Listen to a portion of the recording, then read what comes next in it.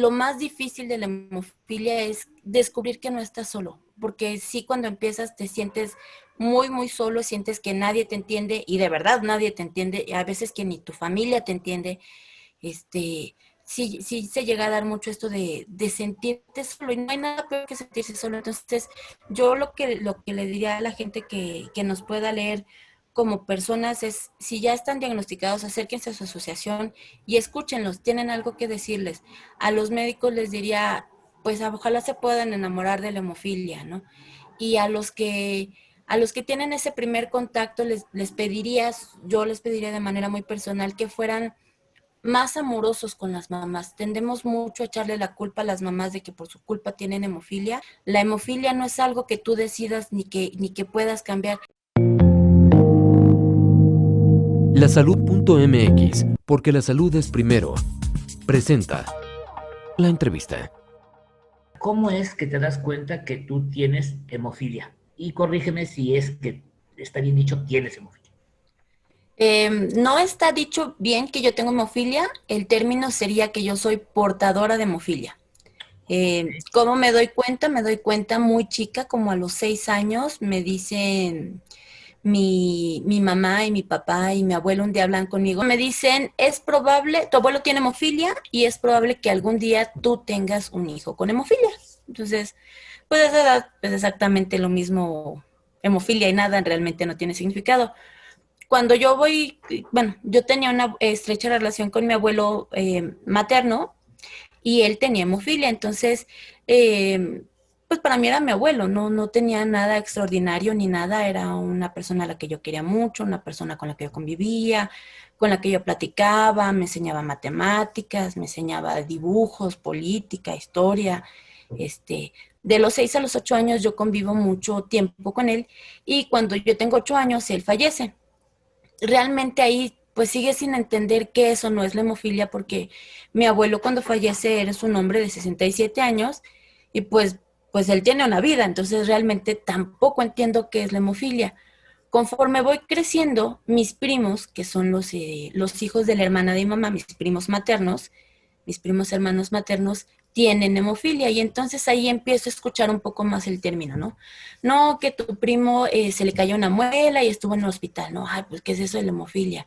No, que le cortaron una uña del pie y tuvo que estar en el hospital, ¿no? Entonces, ¿qué es eso de la hemofilia, no?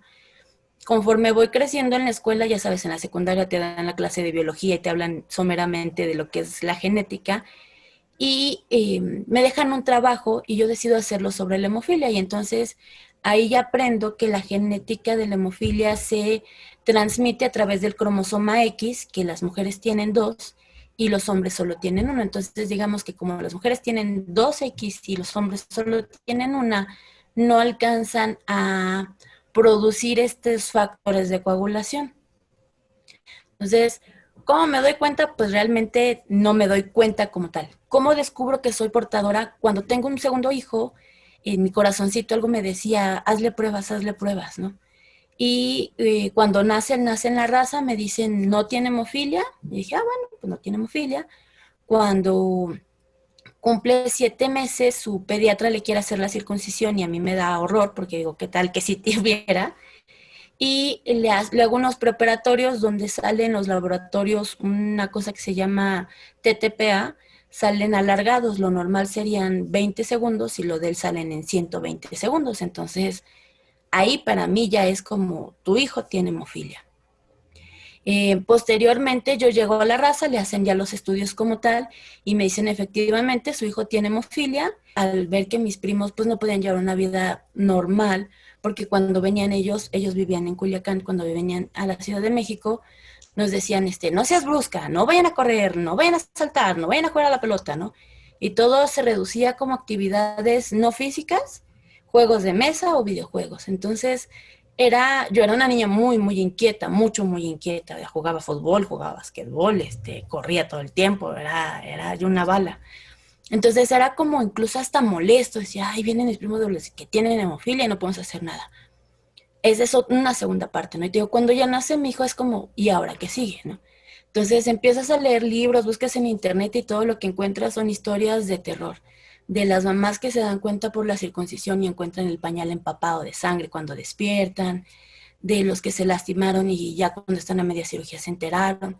Entonces, cuando yo descubro que mi hijo tiene hemofilia, afortunadamente para mí, no es por medio de un evento, sino con un examen clínico. Y entonces lo empiezan a tratar. Y ahí digamos que, pues hasta ahí igual otra vez todo es tranquilo porque pues está con medicamento, ¿no? La ciencia médica que existía en 1921 cuando nació mi abuelo, a 1983, 85 cuando nacieron mis primos, al 2009 cuando nace mi hijo, es completamente diferente. Son mundos y avances científicos completamente diferentes. Entonces no hay un punto de comparación, no hay un donde digamos qué es la hemofilia, pues son muchas versiones, ¿no? Es la versión de nietas, la versión de primas, la versión de mamá, son muchas, muchas versiones. Y yo realmente me doy cuenta que es la hemofilia meses después, cuando en una ocasión mi hijo se cae y trae un moretoncito en la pierna, llego a urgencias, le ponen medicamento aparentemente y me lo dejan tan lastimado que su bracito no lo puede ni doblar. Regreso al día siguiente a urgencias, me dicen, no, es normal, no se preocupe, regresa la próxima semana. Y dije, yo no sé de esto, pero seguro que no es normal, ni aún teniendo hemofilia. Y ya digamos que empiezo a tomar un papel más activo, ¿no? Me dice la doctora, no, no es normal, el niño está tan lastimado que el medicamento no se puede poner, el medicamento que existe actualmente es vía intravenosa, entonces si no le encuentras la vena y lo lastimaste, ya no hay forma de que le metas el medicamento, hay que tener mucho cuidado con los niños pequeños. Y incluso tiene que ir a rehabilitación, yo renuncio literalmente de un día para otro a mi trabajo y me cambia la vida. Entonces yo creo que hasta la última fue cuando realmente me di cuenta que qué onda con la hemofilia, ¿no? Claro. Oye, Betina, entonces, de ahí la pregunta que te hice al inicio, en que hay que diferenciar que cuando yo te pregunto cómo te das cuenta que tienes hemofilia, obviamente tú no tienes hemofilia, tú No, eres portadora de hemofilia. así ¿Cómo es es. esto? ¿Por qué? O sea, ¿a las mujeres les da hemofilia también o no les da a las mujeres hemofilia? Mira, hay recientemente un debate muy interesante al respecto porque la información genética de la hemofilia, como te digo, está en los cromosomas. Entonces, en el cromosoma X en específico. Las mujeres tenemos dos cromosomas X, uno que tiene nada de coagulación, podría decirse, y el otro que va nivelando en tu vida. Entonces, en teoría, las mujeres no tenemos hemofilia porque tenemos otro cromosoma X que nivela esos niveles de coagulación. Pero la realidad es que mis niveles de coagulación son menores al 40%, lo que clínicamente se debería diagnosticar como hemofilia. Entonces, ¿tengo hemofilia? Podríamos decir que clínicamente y por manifestaciones sí, médicamente no, porque la descripción de hemofilia es una enfermedad genética ligada al cromosoma X que solo le da a los varones. Es un debate interesante Claro, que apenas se está empezando a hablar porque antes de esto no se hablaba. claro. O se decía que tienen una hemofilia muy leve. Muy leve que ni siquiera se llegará a diagnosticar como hemofilia porque pues es normal que las mujeres tengan periodos, ¿no? Y que sus periodos llegan a ser relativamente o irregulares o abundantes o así. Pero ya realmente cuando te pones a investigar dices, no, esto no es normal. ¿Cómo es que llegas tú a darte cuenta cuando tienes lo de tu bebé? Pero antes ya me habías comentado de cómo fue con que tu abuelo vivió 67 años, que para la gente, pues para el nivel de vida, pues digamos que no sería tanto de sorpresa, pero sí es una enorme sorpresa si dices y sabemos que tuvo hemofilia, porque antes la gente, y sobre todo cuando nació tu abuelo a principios de siglo y cuando falleció a los 67 años, obviamente esto sí era realmente algo muy, muy especial, que hubiera tenido una vida tan larga, ¿no? Y tan afortunadamente, como tú me has comentado, pues tan rica en experiencias, en conocimiento. O sea, el vivir 67 años con la hemofilia sí era realmente algo excepcional. Sí, mi abuelo fallece en 1980 y la esperanza de vida en México era de 70 años. Vivió 67 años, vivió una vida plena para el tiempo. ¿Cómo lo logró? Yo creo que pues un esfuerzo conjunto, magia, no te podría decir exactamente qué, ¿no? Te diría un esfuerzo conjunto porque su mamá, mi bisabuela, cuando nace mi abuelo, previo a él ya había perdido varios bebés. Y lo que contaban era que ellos vivían en León, Guanajuato, a los bebés se les acostaba en el colchoncito al ras del piso y de una altura así más o menos se rodaban y se morían. O sea, caían y se morían. Lo que creemos, porque pues finalmente no hay un estudio que no lo pueda decir, es que estos bebés tenían algún tipo de sangrado interno, un derrame cerebral, algo así, y fallecían. Al ser después de estos 3 niños que pasa lo mismo, nace mi abuelo, ellos lo cuidan sobre cuidado, ¿no? Lo sobreprotegen, incluso de alguna forma no, dicen, no sabemos qué tiene, pero algo pasa raro, ¿no? Te das cuenta usualmente porque tienen más moretones que los demás niños, porque a lo mejor por acciones mínimas hacen moretones. Y mi bisabuela fue una persona, pues yo creo que con mucha visión para su tiempo, ¿no? Yo no me imagino a una mujer de 1921 que diga, vamos a tenerlo aquí y le vamos a poner una institutriz y no lo voy a ver a la escuela porque por los riesgos. Pero por otro lado, después de que lo sobreprotegió de niño, alrededor de los 6 años, mi abuelo contaba, porque tenía muy buena memoria, que llegó con su mamá al doctor y le dijo, es que algo tiene el niño, no sabemos, pero algo tiene el niño. Entonces el doctor, muy, muy letrado, le dice, uy, no, pues esta enfermedad es rarísima, casi no hay en el mundo, y lo que sabemos es que se va a morir. Entonces concédale todo lo que el niño quiera porque no va a vivir más de 10 años. Mi abuelo cuenta que escuchó detrás de la puerta, porque obviamente lo sacan para decirle esto a mi bisabuela, y que él dijo, no, yo quiero vivir. Entonces, te digo, un esfuerzo conjunto, los esfuerzos de mi abuela, más la decisión de mi abuelo de decir, yo quiero vivir, con que me voy a morir, o sea, sí tengo 6 años, pero yo quiero vivir. Mi abuelo era una persona, yo diría, extraordinaria, porque era un niño que a los 3 años ya sabía leer, entonces era un niño rodeado de libros y creo que alguna parte de él sí se alcanzaba a dar cuenta de lo que era morirse a los 10 años, ¿no? Y de ahí empieza una vida como de mucha disciplina. Él hace ejercicio, él cuida su calzado, cuida sus calcetines, para no lastimarse, para no pisar chueco, para no lastimarse la rodilla por pisar chueco. Entonces, era muy meticuloso y a la vez también muy estricto en su autocuidado, ¿no? Y creo que también es una persona que leía mucho, bueno, yo asumo que fue aprendiendo porque narra mi mamá que de repente decía, me tengo que meter a bañar pero con agua fría, ¿no? La vez pasada me lastimé y se pasaba meses en el hospital internado y me equivoqué porque me metí a bañar en agua caliente. Entonces tenía su tina en su casa y se metía a darse baños de agua helada. No había nada. En ese tiempo no había nada. O sea, para cuando fue joven, cuando tenía 40, 50 años, todavía no existía esto de los críos, no existían las transfusiones y a medias, ¿no? Y además, mi abuelo estuvo como en el límite de entrar a la crisis del VIH por transfusiones sanguíneas. ¿Cómo lo logró? No lo sé. Su hermano, platicaba con mi mamá, yo era más chico que él, tuvo una hemofilia menos cuidada y sin embargo también vivió 67 años, ¿no? Cuentan que los dos eran dibujantes técnicos y las manos, en lugar de tenerlas así derechas, las tenía como chuecas, como de las caricaturas que tienen de las brujas, ¿no? Incluso le decían que tenían una artritis hemofílica de tan lastimado que estaba. Su hermano sí estuvo en silla de ruedas, mi abuelo no.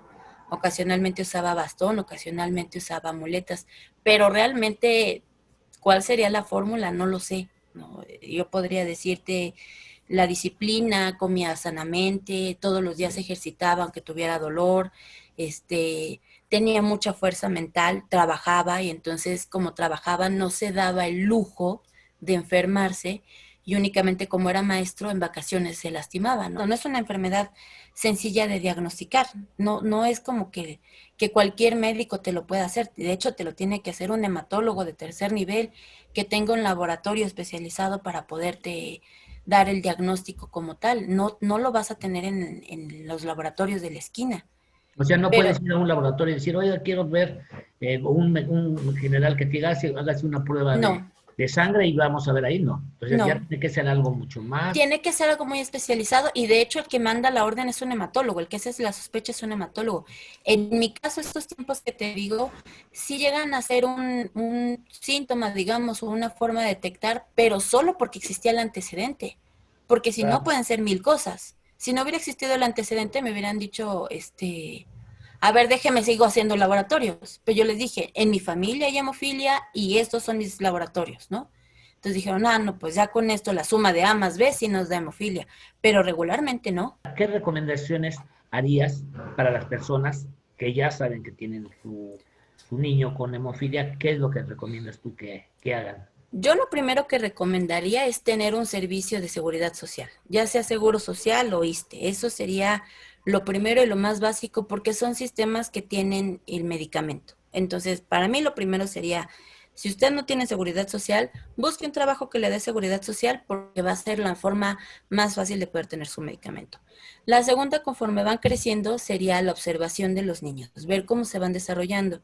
En el caso de mi hijo utilizó casco, rodilleras y coderas hasta los 6 años. Los daños articulares que tienen las personas con hemofilia se vuelven recurrentes porque tienes una articulación que está sensible. Cuando tú tienes un sangrado, esa articulación se llena de sangre y el propio mecanismo del cuerpo humano es absorber esa sangre y comérsela, pero se la comen con la articulación y entonces debilita la articulación y hace que vuelva a sangrar. Y se vuelve una cadena interminable de sangrados donde vas a tener una articulación extremadamente lastimada y ya ni siquiera por hacer algo extraordinario, incluso hasta por estirarte de más, ¿no? Entonces, yo que recomendaría, la verdad es que lo primero, tener una institución de salud y tener un hematólogo de cabecera, eso para mí sería lo básico. No desechar lo que te están diciendo los médicos, porque a veces tanto hay buenos médicos como hay malos médicos, pero en general tendríamos que buscar, ¿no? Acercarte a las instituciones que ya pasaron por esto. Hay varias asociaciones que te pueden decir cómo lo han vivido ellos y tú mismo ver qué puedes tomar de ahí. Entonces, el ejercicio, claro que el ejercicio es importante, porque en la medida que tú fortaleces tus músculos, puedes hacer que estas articulaciones estén fortalecidas y no sangren. Para mí lo principal sería no tener ese primer sangrado que va a debilitar la articulación. Pero si ya lo tuviste, fortalece. Los niños pueden hacer pesitas hasta con un botecito de agua, con una pelotita. La hemofilia es algo muy integral y si lo tomas de esa forma y si lo tomas como llevar una mejor calidad de vida personal o familiar, de decir, ay, no, pues hoy vamos a hacer ejercicio, hoy vamos a hacer estiramientos, hoy vamos a comer sano y vamos a bajarle la chatarra. Ahora, ¿qué les parece que bajamos a nuestro consumo de harinas y de refrescos? O sea, al final a todos nos beneficia, pero a las personas con hemofilia las beneficia más porque entonces van a prevenir tener esos sangrados. Lasalud.mx